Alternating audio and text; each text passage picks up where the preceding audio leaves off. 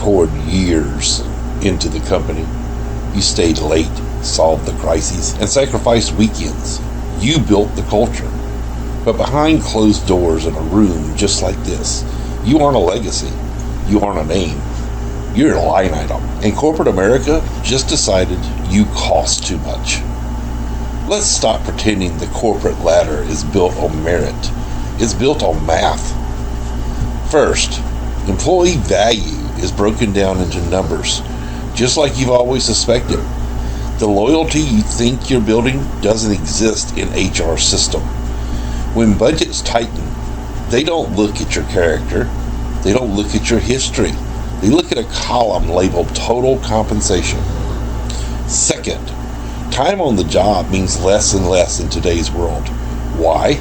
Because the older you get, the more you cost the company.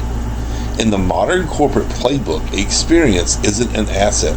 It's a premium they don't want to pay. A fresh graduate can do 60% of your job for 40% of the cost. To a spreadsheet, that math just makes perfect sense. Your expiration date is tied directly to your next raise. And finally, there's the psychological trap. When your knowledge exceeds that of your boss, you stop being an asset. You become the enemy rather than someone to be led. A threatened manager doesn't want excellence. They want compliance. In their eyes, you can never be viewed as an equal. Outshining the master doesn't get you promoted anymore. It gets you sidelined. So what do? Flip tables? Walk out in a blaze of glory? No. That's what they want. They want you angry. They want you sloppy. They want you to make a mistake so that they can cut the cord for cause and save themselves a dime. Don't give them the satisfaction. When the system turns cold and you return the favor, you don't get mad. You get tactical. Your only shield is the very system they built, the policy manual. Here's your playbook. First, quiet compliance. You do exactly what is asked of you. No more, no less.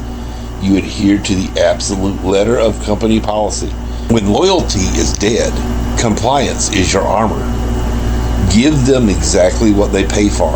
Not a single ounce of free overtime or unrewarded hustle, but strictly following the rules.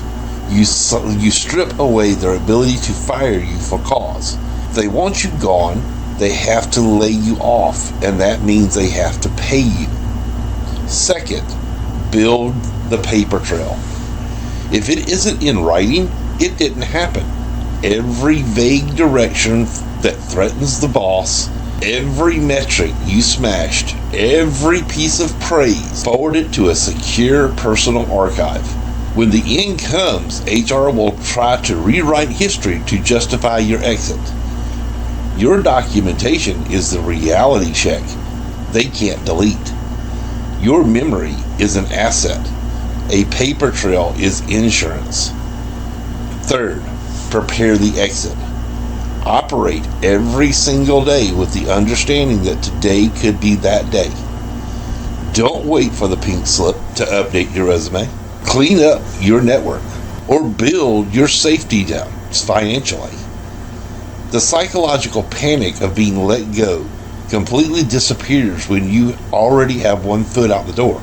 You aren't being blindsided. You're executing a strategy you drew up months ago. You can't stop a corporate machine from doing machine things, but you can refuse to be crushed by it. Play by their rules better than they do.